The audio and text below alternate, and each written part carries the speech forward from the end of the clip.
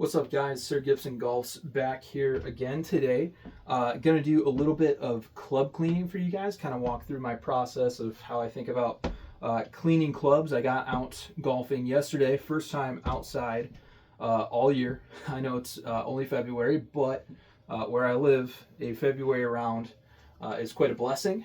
Very rare to get out in February in nice weather, but it was like 50 degrees, one of our local courses. Actually, my team's home course for the team that I'm coaching, they were open yesterday. So I took my 2-year-old out, got an outside round in. I challenged myself a little bit with it. It's a very short course, pretty straight out, straight back.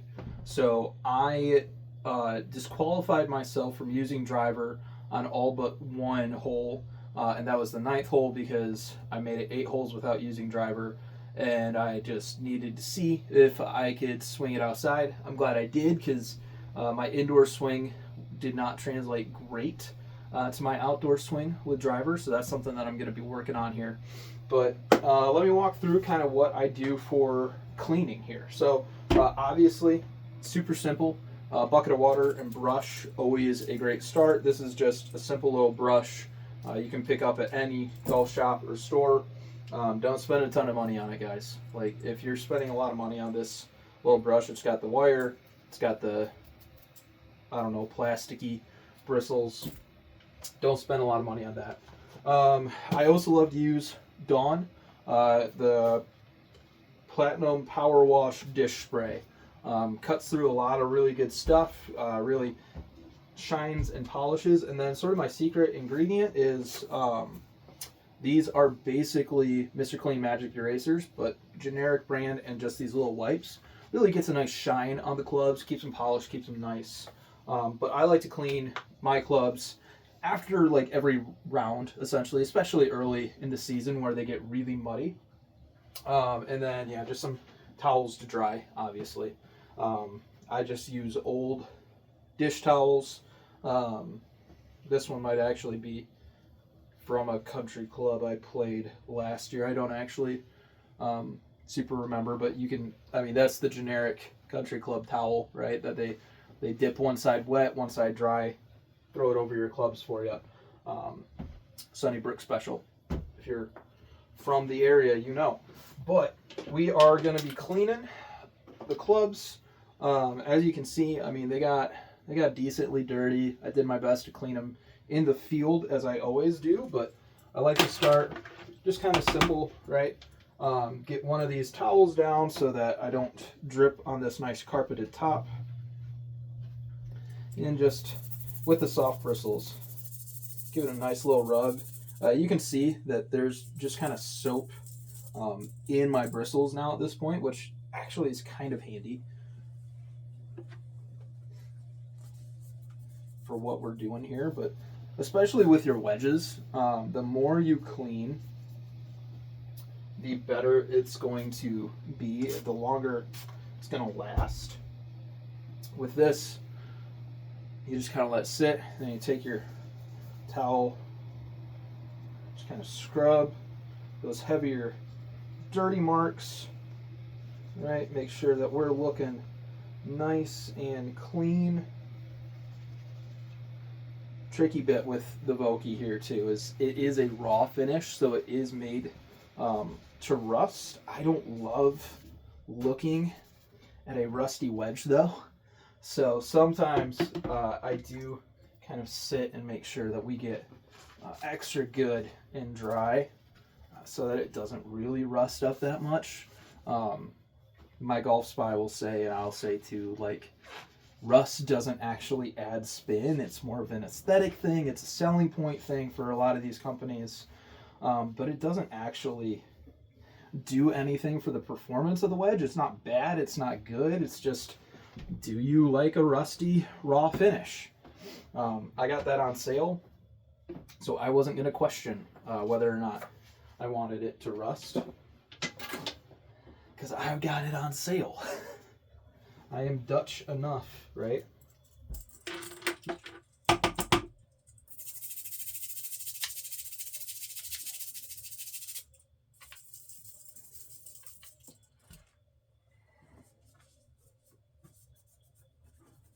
Get some good scrubs in there. If I am in like middle of season 2, especially like July and August rounds where your hands are getting really sweaty and you're getting a lot of those sort of greasy oils and dirts onto your grips, I like using the Magic Clean Eraser on them. You just get it a little wet and you just pull it across and it pulls those oils and that dirt out really well. Helps keep your grips healthy and tacky longer. That's kind of an underrated thing not a lot of folks I find talk about, but like nothing is worse than bad slippery grips. Like if you want to be a high level, a good golfer, or even just like a varsity level golfer, right? Or make your JV team if you're at a better school, grips are your one connection to the club. So make sure they're good.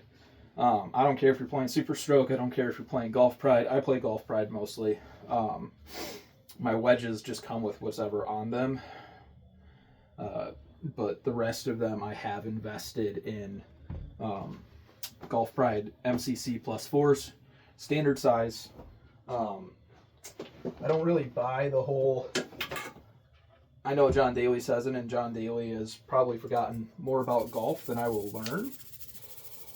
But I just don't think the whole you need bigger grips thing really works, because I like to be able to manipulate my ball. I don't... One of the things that gets me in trouble, and guys that I play with that are plus handicaps will tell it to me too, because I'm a 2 right now. I'm really low, single digit, near scratch. Hoping to get to scratch very soon. But one of my flaws is that I try to get too creative. I try to work the ball both ways when I don't need to. But that all comes for me from being able to manipulate the grip and feel the grip. And with those just giant grips, I lose all feel. I've played around with them at a golf store. I've never bought one. My old driver actually was a mid-sized grip. I didn't mind that because I play cuts with my driver. I used to. I'm kind of drawing it right now and loving it. So yeah, I mean, if you're only going to play cuts, then yeah, I think John Daly is 100% right, is that more people should play jumbo-sized grips, because, I mean, they are cut machines. Like, you do not draw unless you're Bryson DeChambeau with those things, because it takes your hands out of it, so it's harder to turn your hands over, which is why it works so well for guys like Bryson, who have just insane swing speeds.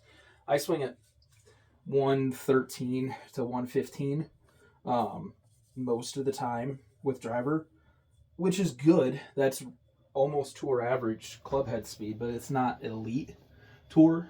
That's always the difference when you look at those numbers, right? Is that it's average tour pros are not the elite guys that you and I think of, right? It's not, I mean, it's not even Jacob Bridgman, right? Just one Riv, young guy out on tour, but he's playing signature events.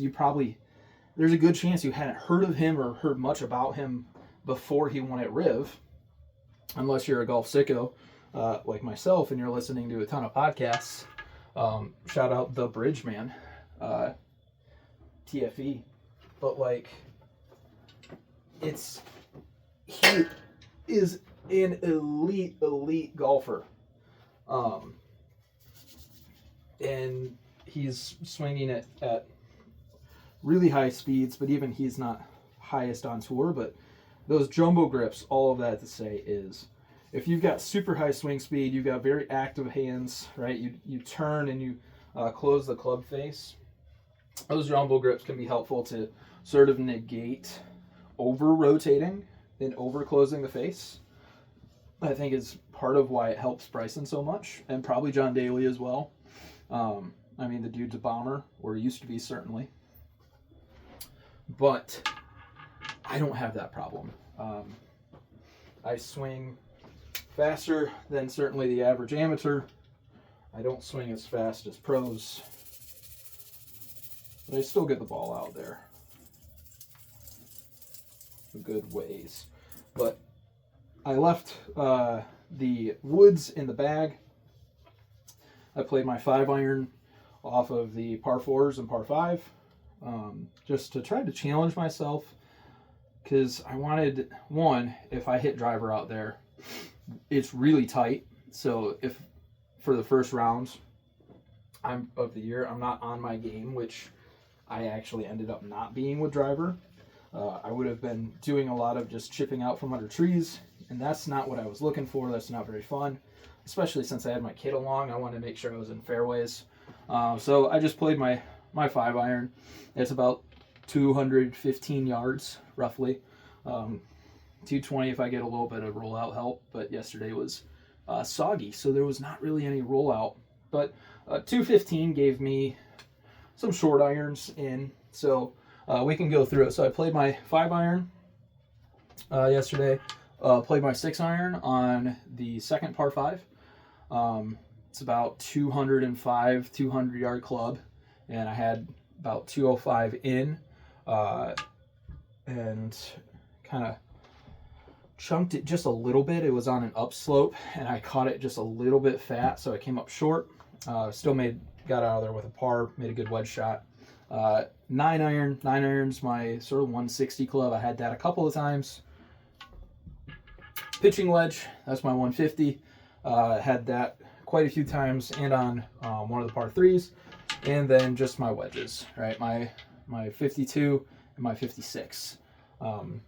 Love those clubs as well. But that was really all that I used yesterday.